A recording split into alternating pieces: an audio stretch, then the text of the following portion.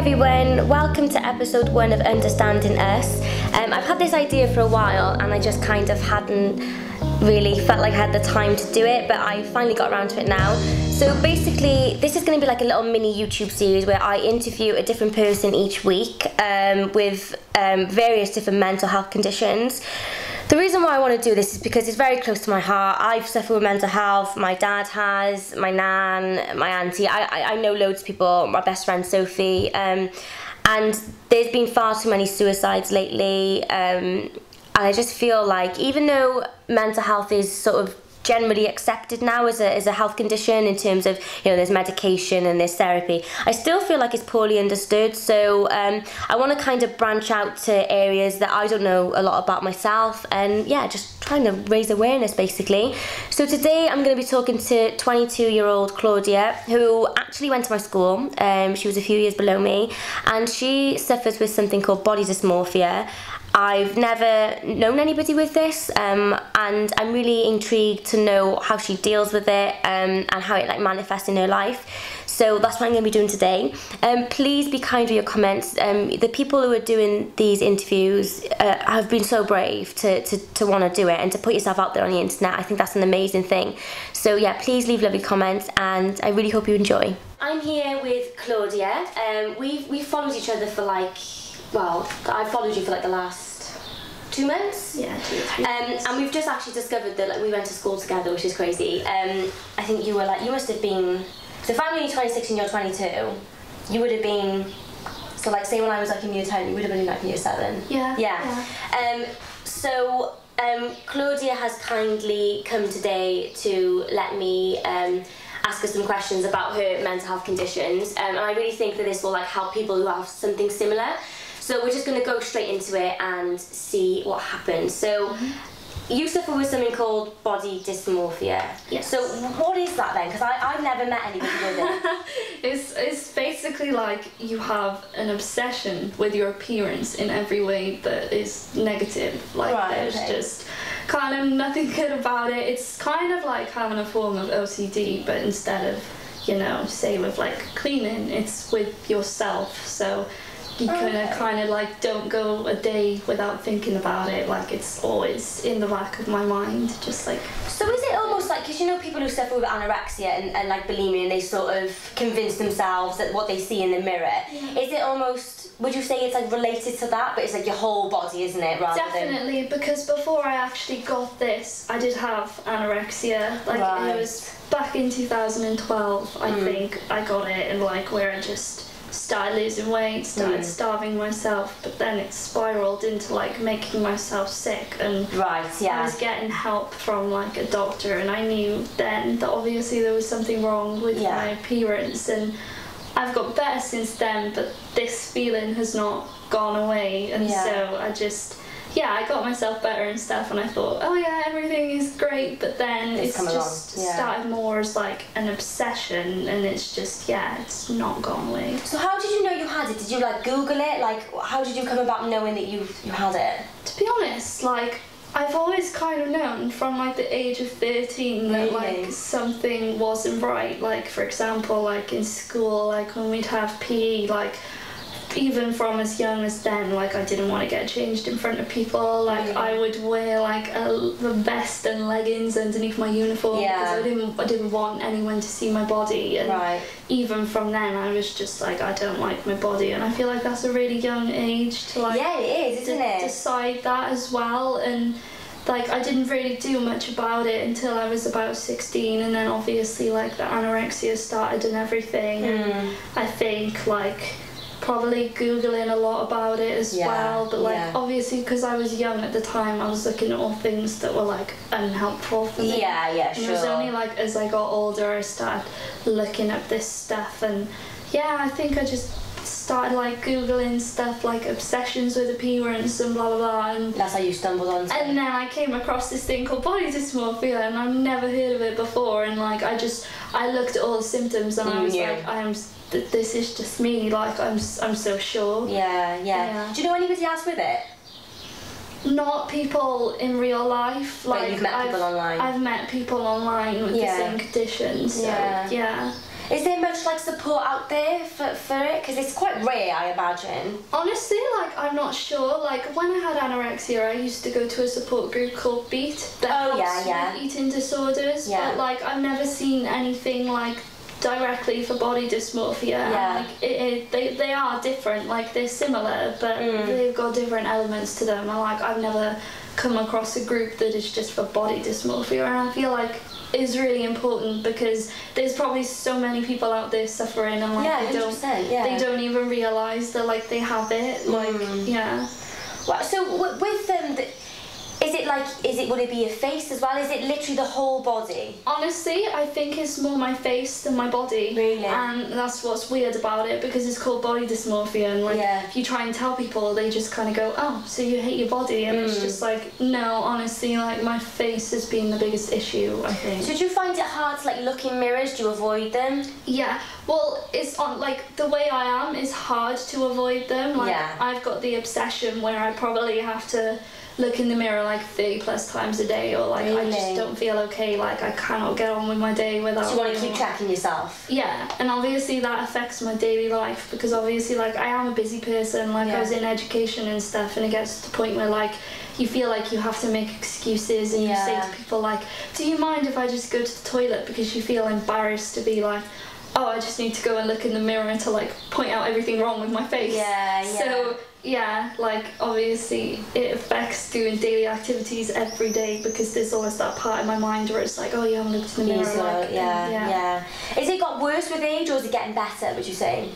I don't know, like I would say for me it's probably getting better, because like I try and do things now where it's just kind of like, you know, the hardest part is convincing yourself that what you see is not what everybody else sees. And I think as I've gotten older and more mature, I'm trying to tell myself that every day. Like, you know, the things I see, like half my friends that I speak to and family, they say like, you know, the things you see in yourself, like I wouldn't even see unless you pointed them out so directly that like I have to stare at it. And I was just kind of like, you know, my family and friends, like they wouldn't lie to me. And it's really hard, like feeling like everybody is kind of against you, because you know, sometimes I've been like, oh, why are you lying to me? Like, can't you just tell me the truth? Like, but then they've all just kind of said like, you know, we are like, we can't see these things, and I think because they feel so real to me, like it's hard to convince myself that it's not really there. And if you don't mind me asking,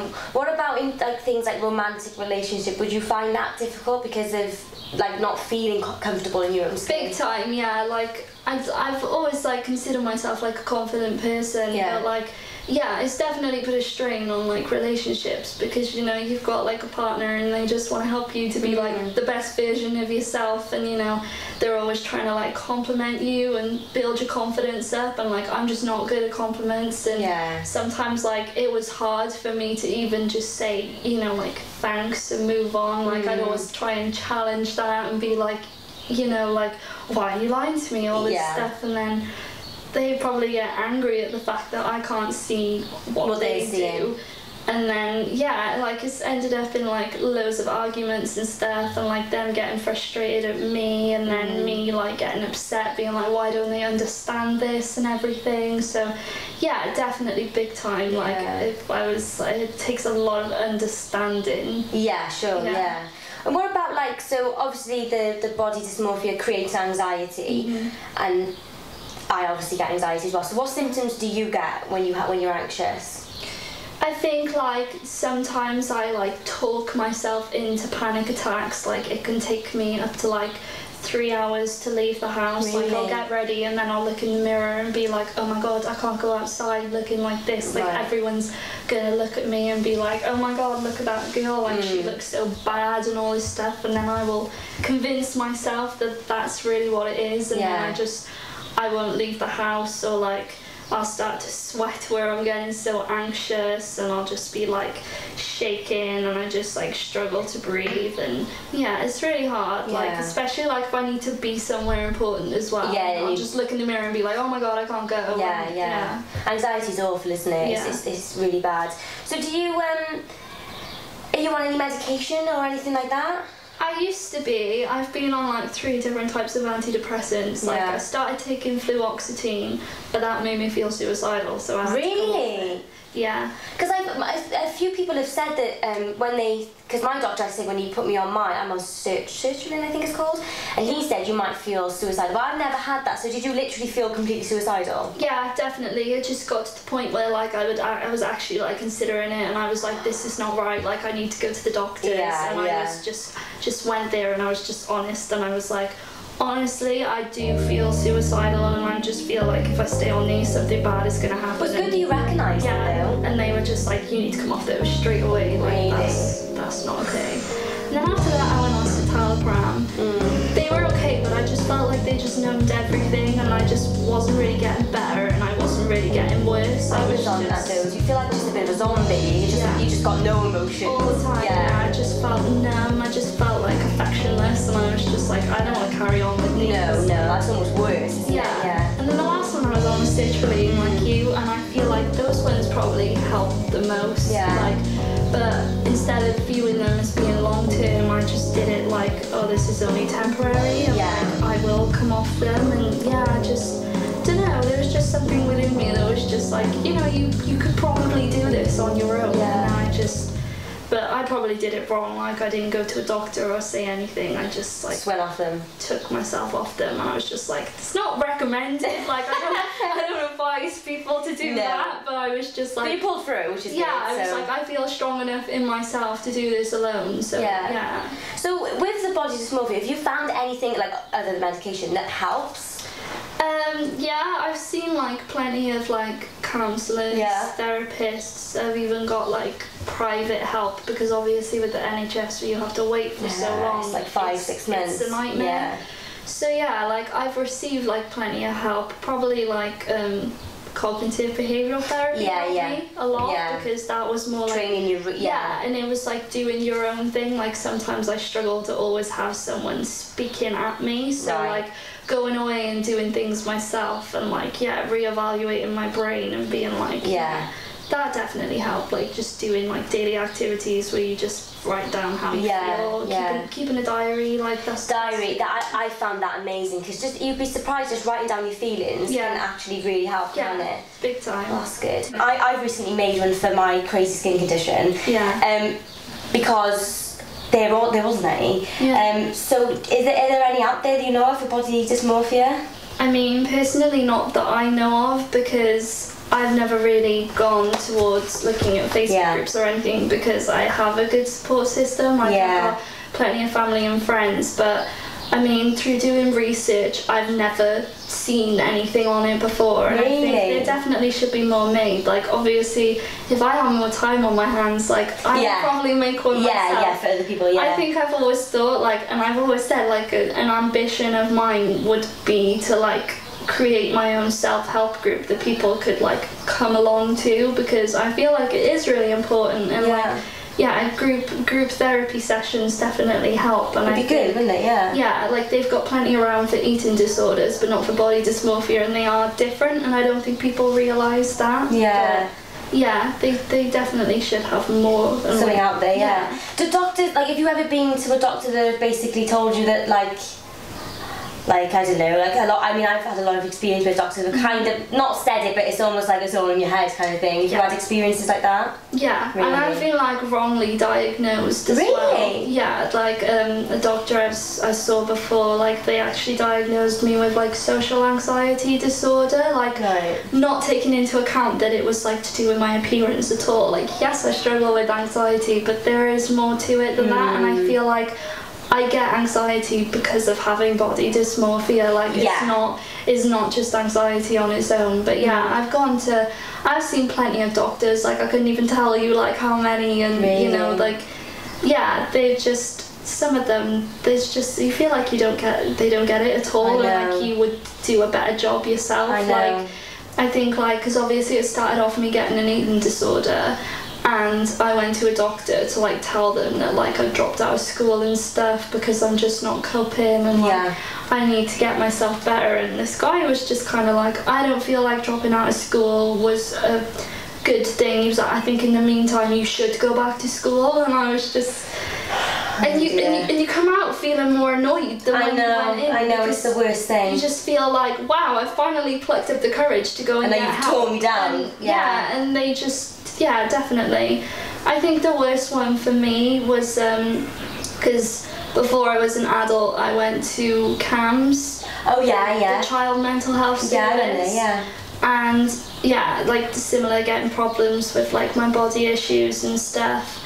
And I saw this woman and she just said the most craziest stuff ever, like, you should get a poster of somebody that you really admire and, stick it up on your wall and whatever, like somebody that you aspire to be like. And I was just kind of like, yeah, going against I don't know, I was like, isn't this all about, like self-acceptance? Like, I don't want to have to compare myself to people. Like, I want to, like, love myself for who I am, like, and I said to her, I was like, yeah, but the thing is, if I get someone that I aspire to be like, it's gonna be someone skinny and it's gonna be somebody like overweight that's not healthy, like, you know, like, I want to move past that, like, I don't want to go back to that. And another thing she said to me as well was something along the lines of, to move forward I should probably get all my size 4 clothes and put them in a bag and, chuck them away because I'm not going to fit into them again and stuff like that. And it was horrendous. It was probably the worst help I've ever received. And that was at CAMS, That was at CAMS, yeah. You didn't go back to see them, I'm assuming? No. Oh my gosh, that's really unhelpful advice though. I mean, you'd think that's just common sense as well, like not to say that. My parents were just so angry about it that they just didn't want me to go there again. They were just like, that is not helpful, like, that's going to make you worse. Oh my gosh, that's just insane. Yeah. Because I had a really good experience with CAMS. With the guy that I saw was brilliant, but it is very hit and miss, isn't it? And I think that's why it's always good as well to sort of like get a second opinion. Yeah. Because I think if you go to the doctor and they just dismiss you and you stick with what they've said, some people could commit suicide because of that. So I just think that sometimes, especially the older doctors as well, they may not have as much experience of mental health, and they're just dismissing people, not really knowing how, like, it's so real. Like, it's the way I think of it is like, you take tablets if you're like a diabetic or whatever. If you've got mental health issues, it's the same thing. Yeah, definitely. So yeah, it does worry me that there's some people sort of like go to the doctors, come out of there feeling 10 times worse. So I've always like said to people, go and see somebody else because you'd be surprised. But yeah, I'm trying to think if I've got any more I think like with people, they think, oh well, they're the professional, so they know better than I do. I just have to take their word for it, and then like if they come out and they have a bad experience, then it like prevents them from getting help again. And it's really sad because people could be getting the help that they need and they're just being turned away, and then they start to think, well, maybe I'm just overreacting, like maybe I'm the problem. And then it goes back to them, and it's just, I think as well what doesn't help is the waiting list, because like when I went when I had the postnatal depression, I went to see my doctor and I said, look, this is what's going on, and he said, look, it's going to be like 5-6 months. And I'm thinking to myself, 5-6 months, I might not even be here, So I had to go private, but I was lucky and fortunate enough, and I know you've said you've gone private as well. It's like, some people don't have that luxury of being able to afford it. It is so expensive as well. So I mean, like when I got private help, I'm pretty sure like just to talk to them for an hour, it was like £60. It's just like, people don't have that kind of money. Like it's just and you want weekly sessions as well. So it's like, if you're thinking like £60 a week, that's just that's a food shop, isn't it? It's ridiculous. So I think I'm hoping that the more people talk about mental health, like the more doctors and professionals will sort of like understand, and the waiting lists are just insane. But then at the same time, it's like, what can the NHS do about it? So it's a difficult one. Okay, so we just stopped filming, but I realised that I had a very important question because we were just about to take a photo, and I was basically asking Claudia how you find taking. Is Claudia, it's not Claudia, is it? Claudia. Yes. I was thinking it. Why would I be saying your name wrong the whole time? So how are you like with taking pictures? Honestly, awful. Like, I think pictures like really make me feel anxious, but because it's like an obsession with appearance, I find that I take pictures like every single day, and sometimes especially like with selfies, because that's what everybody does now, like just take a selfie. I feel like I probably take about 40 at once, and like I go through them, and I'll honestly take about 40 pictures, and I will find something wrong in every single one, and they all look the same, and I'm just kind of like, I'm sure what I'm seeing in these nobody else is seeing, but like I'll take so many, like probably my gallery is like full of them, and I will still manage to find something wrong in every single one, and it could just be like tiny thing like, oh, my hair is out of place or something. Oh, so it can be something as small as that? Yeah, and it's just like people won't even notice that, or I'll just be like, oh my god, there's a big spot right there, and somebody's like, I can't even see a spot, or I'm just like, and then I'll try so hard to try and convince them that it's there, and then it's not just selfies. I think I'm not as bad with that because I have control over the picture. Yeah, sure. But if somebody like takes a picture of me, then you don't know what they're going to do with it and whatever. I honestly think like probably like the start to me like getting anorexia as well was like because it was back in 2012, and that was like when I had my school prom. Oh yeah. And I saw a photo of myself at the prom, and I just convinced myself that I looked like so overweight and stuff, and I think honestly that was the start of it, just like seeing a picture of myself. Really? But I look back on that photo now, and I just think like, why did I ever think I was big? Like, why did I think that there was something so wrong with me just looking at our photo? Wow. But yeah, I feel like photos really like distort the way you look at things. Like I'm really bad with having photos taken, and I think it's difficult as well because with social media there's so many beautiful sort of like airbrushed images of like these sort of like models on Instagram. It's a big factor with body dysmorphia comparison. Like that's a main symptom of it, to the point where like you compare yourself so much that you make yourself feel suicidal from doing it so much, and I feel like that's what I've like probably done over the years. Like I constant compare myself to like all these beautiful women every single day, and then I just like make myself so sad that I'm just like, why don't I look like that? And then at the same time I'm just like, stop being so jealous. Like that's not like an attractive trait, but it is actually part of the illness. And sometimes I think I forget to tell myself that. There's part of it. Be more kind to yourself. Like you're not just being jealous for the sake of being jealous. Like this is something that like affects you every single day. And it's because I was speaking to somebody the other day actually, and do you watch Love Island? No. I refuse. Embarrassingly, and I hate to say it, I do watch it. It's like my trash TV. But somebody made a really good point the other day, and all the girls that are on there basically all look very similar. They're all like a size 6, 8. I think that's why I don't watch it, because I feel like with the condition that I have, I know it's just harmful for me. So it's just like I avoid stuff like that at all costs. It's difficult because I think especially young girls that are kind of in their teens that are watching these shows. That maybe feel like they don't look like these people. It's bad, and I feel like the show, I'm almost at the point now where I'm like, I'm kind of too deep in to stop watching. I don't think I'm going to watch next year's because they're not putting anybody different in there, and I just don't think it's fair. I mean, there's nobody that's over a size 8. They've got one black girl in there, so it's just kind of like you're not showing people, you're showing one tiny niche of people. It's bad, isn't definitely. it? Yeah, I do feel that, and even things like silly things like the Kardashians and things like that, like online. And that's the thing, like a lot of girls don't realise that like they've all had work done to themselves as well. Like if you looked at their pictures from like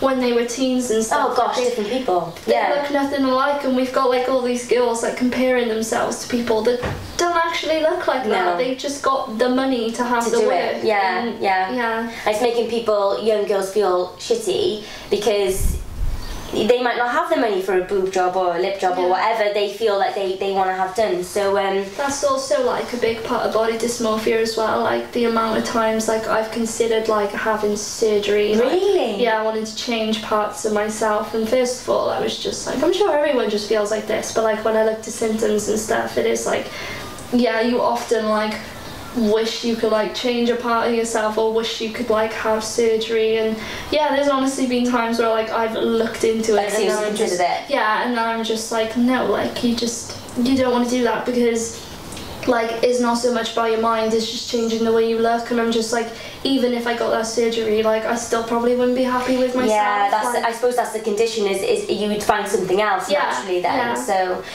do you know, like with body dysmorphia, is there, so do you think it will come to an end for you, or do you think it's something you're always going to live with? I don't know, like I honestly think that it might always be a part of me, but I think like just training my brain to think more positively, I've always kind of told myself that it might not be fixable, but it is manageable. Yes, yeah, that's a good way of looking at it. Yeah, there's like, always ways to manage. This might always like be a part of my life, but like I do have the power to change my mindset, and like I can like gain more control like over my life to like convince myself that like it might be bad now, but it might not always be this way. Yeah. You've been amazing, and thanks so much for answering all the questions. I'm trying to think if I've got anything else to ask you, but I think you've pretty much covered it all.